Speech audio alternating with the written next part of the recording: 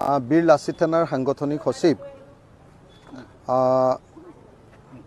শৃংখল চলিহাক অসম পুলিচে যি ধৰণে আটক কৰিছে তাক মই নিন্দা কৰিছোঁ আৰু অসম পুলিচ আৰু অসমৰ গৃহমন্ত্ৰী তথা অসমৰ মুখ্যমন্ত্ৰীৰ ওচৰত দাবী উত্থাপন কৰিছোঁ যে শৃংখল চলিহাক অনতিবিলম্বে মুক্ত কৰি দিব লাগে। আমাৰ দুলীয়াজনত যেটো ঘটনা ঘটিছে এই ঘটনাটো দুৰ্ভাগ্যজনক। আমি দেখিছোঁ যে বিজেপি চৰকাৰৰ দিনত অসমৰ খিলঞ্জীয়া মানুহবিলাকৰ ওপৰত সদায় অত্যাচাৰ হৈছে। বিজেপি চৰকাৰৰ দিনত অসমৰ খিলঞ্জীয়া মানুহবিলাকে মাৰ খাবলগীয়া হৈছে আৰু বহিৰাগত মানুহবিলাকে বনিয়াবিলাকে যিবিলাকে বেপাৰ কৰিবলৈ ইয়ালৈ আহিছে তেওঁলোকে আমাৰ অসমীয়া মানুহৰ ওপৰত হাত তুলিবলৈ সাহস কৰিছে। আমাৰ খিলঞ্জীয়া থলুৱা মানুহৰ ওপৰত হাত তুলিবলৈ সাহস কৰিছে। গতিকে দুলীয়াজনৰ এই ঘটনা সেইকাৰণে নিন্দনীয়। মই সেইকাৰণে দাবী উত্থাপন কৰিছোঁ যে অনতিবিলম্বে শৃংখল চলিহাক মুক্ত কৰাৰ ব্যৱস্থা কৰিব লাগে। মুখ্যমন্ত্ৰীৰ ওচৰত দাবী জনাইছোঁ। মই শিৱসাগৰৰ বিধায়ক হিচাপে দাবী জনাইছোঁ, ৰাইজৰ দলৰ সভাপতি হিচাপে দাবী জনাইছোঁ আৰু আশা কৰিছোঁ যে অতি সোনকালে চৰকাৰে এই সম্পৰ্কত এটা সিদ্ধান্ত গ্ৰহণ কৰি আমাৰ শৃংখলক উলিয়াই দিয়াৰ মোৰ ভাই শৃংখলক উলিয়াই দিয়াৰ ব্যৱস্থা কৰিব। এই মুহূৰ্তত মই উপস্থিত আছোঁ শিৱসাগৰ দলমুখ চাৰিআলিত আৰু শৃংখল চলিহাক প্ৰতিবাদক লৈ এতিয়া উত্তাল হৈ পৰিছে শিৱসাগৰ। মই এই মুহূৰ্তত শিৱসাগৰ ৰাজপথত আছোঁ আৰু শিৱসাগৰত বীৰ লাচিত থানাৰ যিসকল বিষয়ববীয়া আছে, শিৱসাগৰৰ যিসকল বিষয়ববীয়া আছে সেইসকলে আচলতে এক প্ৰকাৰ প্ৰতিবাদমুখৰ কৰি তোলা পৰিলক্ষিত হৈছে। মই পোনে পোনে সামগ্ৰিক যি পৰিৱেশটো শিৱসাগৰ এই মুহূৰ্তত উত্তপ্ত হৈ পৰিছে, যিহেতু চেপনত আচলতে ডিব্ৰুগড় আৰু যি শিৱসাগৰ আৰক্ষী আছে সেই শিৱসাগৰ আৰক্ষী আৰু মৰাণ আৰক্ষী যুটীয়া অভিযানত যি শৃংখল চলিহাক আটক কৰিছে, আটক কৰি ডিব্ৰুগড়লৈ লৈ যোৱা হৈছে আৰু তাকে লৈ আচলতে এইদৰে আচলতে প্ৰতিবাদ হোৱা পৰিলক্ষিত হৈছে। মই পোনে পোনে সামগ্ৰিক যি পৰিৱেশটো সেই পৰিৱেশটো দেখাইছোঁ আৰু তাৰ সমান্তৰালভাৱে এই মুহূৰ্তত যদি চাই বীৰ লাচিত থানাৰ যিসকল বিষয়ববীয়া আছে তাৰ লগতে শিৱসাগৰত যিসকল দল সংগঠন আছে সেই দল সংগঠনে প্ৰতিবাদ কৰিছে। শৃংখল চলিহাক বিনা চৰ্তে মুক্তি কৰি দিবলৈ এইদৰে আচলতে প্ৰতিবাদ হোৱা পৰিলক্ষিত হৈছে।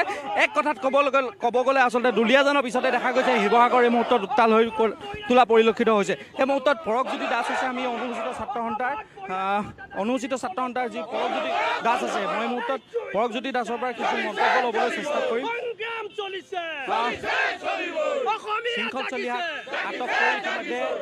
চলিহাক আটক কৰি ইতিমধ্যে ডিব্ৰুগড়লৈ লৈ যোৱা আছে, কি ক'ব?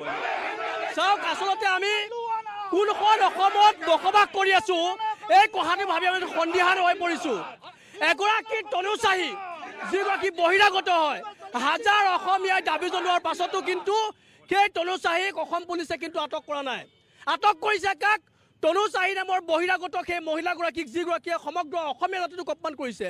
সেই মহিলাগৰাকীক আটক কৰিবলৈ যিসকলে আচলতে দাবী উত্থাপন কৰিছে, যিসকলে আন্দোলন কৰিছে তেওঁলোকক আটক কৰিছে। শৃংখল চলিহাক আটক কৰিছে। তেওঁলোকে ভাবিছে নেকি শান্তি থাকিব পাৰিম বুলি? কি যদি আগন্তুক 3 ঘণ্টাৰ ভিতৰত যদি শৃংখল চলিহাক ৰিলিজ কৰি নিদিয়ে তেতিয়াহ'লে কিন্তু উজনি অসম স্তব্ধ হৈ যাব। এই কথাটো কিন্তু স্পষ্ট।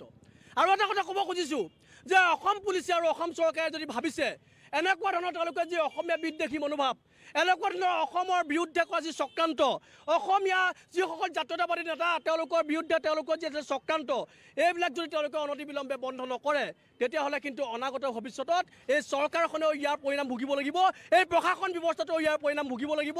আৰু আমি কিন্তু প্ৰতিটো মুহূৰ্ততে সষ্টম হৈ আছোঁ। যিকোনো মূল্য বিনিময়ত আমাৰ যি দাবী সেই দাবীবিলাক আমি কিন্তু চৰকাৰৰ ওচৰত সজোৰে উত্থাপন কৰিবলৈ আমি কিন্তু সষ্টম হৈ আছোঁ। এই কথাটো কিন্তু স্পষ্ট। নিশ্চয়কৈ বীৰ লাচিত থানাৰ বিষয়ববীয়া আছে, মই আপোনাৰ পৰা জানিব বিচাৰিম শৃংখল চলিহাক ইতিমধ্যে আটক কৰি ডিব্ৰুগড়লৈ লৈ যোৱা হৈছে, কি ক'ব এই মুহূৰ্তত? নহয়, আমাৰ এটা স্পষ্ট কথা, আজি যিটো প্ৰতিবাদ কাৰ্যসূচীত আমাৰ শৃংখল চলিহাদেৱ গৈছিলে, তেখেতক যিটো বাধা বিধি সৃষ্টি কৰিছে, তেখেতক এৰেষ্ট কৰিছে বিনা চৰ্তে, মানে 3 ঘণ্টাৰ ভিতৰত। অকল শৃংখল চলিহাদেৱে নহয়, আমাৰ বহুত কিছু সৈনিক গ্ৰেপ্তাৰ হৈ আছে। সকলোকে মোকলাই দিবলৈ আহ্বান জনাইছোঁ।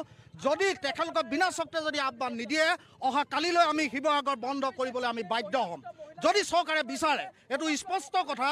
আৰু তাত আমাৰ কিছুমান কথা প্ৰশ্ন আছে যে যিজনী ছোৱালীক অসমীয়াৰ ওপৰত যিবিলাক মন্তব্য কৰিছে তেখেতক এৰেষ্ট নকৰি আজি আমাৰ প্ৰশাসনিক সচিব শৃংখল চলিহাদেৱক যি ধৰণে এৰেষ্ট কৰা হৈছে এইটো কোনো কাৰণতে আমি মানি নলওঁ।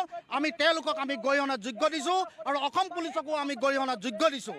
আৰু যদি বিনা চৰ্তে অসম পুলিচে যদি তেওঁলোকক যদি আজি 3 ঘণ্টাৰ ভিতৰত যদি মোকলাই নিদিয়ে কিন্তু কালিলৈ আমি শিৱসাগৰ বন্ধ কৰিবলৈ আমি বীৰ লাচিত সেনাৰ সৈনিকসকলে আমি শিৱসাগৰ বন্ধ কৰিবলৈ আমি বাধ্য হ'ম। নিশ্চয়কৈ আচলতে এই মুহূৰ্তত মই সামগ্ৰিক যিটো পৰিৱেশ সেই পৰিৱেশটো এই মুহূৰ্তত দেখাইছোঁ পোনপটীয়াকৈ যিহেতু ইতিমধ্যে উল্লেখ কৰিছোঁ যে ডিব্ৰুগড় যি আৰক্ষী আছে সেই ডিব্ৰুগড় মৰাণ যি আৰক্ষী আছে আৰু যি শিৱসাগৰ আৰক্ষী যুটীয়াভাৱে আচলতে শৃংখল চলিহাক আটক কৰি ইতিমধ্যে ডিব্ৰুগড়লৈ লৈ গৈছে আৰু শৃংখল চলিহাৰ লগতে আচলতে যিগৰাকী সাংগঠনিক সচিব আছে হৰকুমাৰ গগৈ সেই হৰকুমাৰ গগৈকো ডিব্ৰুগড় আৰক্ষী চকীলৈ লৈ যোৱা হৈছে আৰু ইতিমধ্যে চেপন যি মৰাণ আৰক্ষী থানা আছে মৰাণ আৰক্ষী থানাত বিলাচী থানা 50জনৰো অধিক যিসকল কৰ্মী আছে সেই কৰ্মীক আটক কৰি ৰখা হৈছে ইতিমধ্যে উল্লেখ কৰিছে যে যিসকল সতীৰ্থ আছে তেওঁৰ শৃংখল চলিহাৰ যিসকল সতীৰ্থ আছে তেওঁলোকে ইতিমধ্যে উল্লেখ কৰিছে যে শৃংখল চলিহাক 3 ঘণ্টাৰ ভিতৰত যদি তেওঁ মুকলি কৰি নিদিয়ে তেতিয়াহ'লে উজনি অসম বা শিৱসাগৰ স্তব্ধ কৰি দিয়াৰ কথা ইতিমধ্যে ঘোষণা কৰিছে আৰু এই মুহূৰ্তত মই সামগ্ৰিক যি পৰিৱেশটো সেই পৰিৱেশটো এই মুহূৰ্তত দেখাইছোঁ এক কথাত ক'ব গ'লে দুলীয়াজানৰ পিছতে আচলতে উত্তপ্ত হৈ হোৱা পৰিলক্ষিত হৈছে ডিব্ৰুগড়ত আচলতে ডিব্ৰুগড়ৰ BN সিং পেট্ৰল পাম্পত যি ঘটনা সংঘটিত হৈছিলে যিগৰাকী যুৱতীয়ে আচলতে অসমীয়াক অপমান কৰিছিলে অসমীয়া দল সংগঠনৰ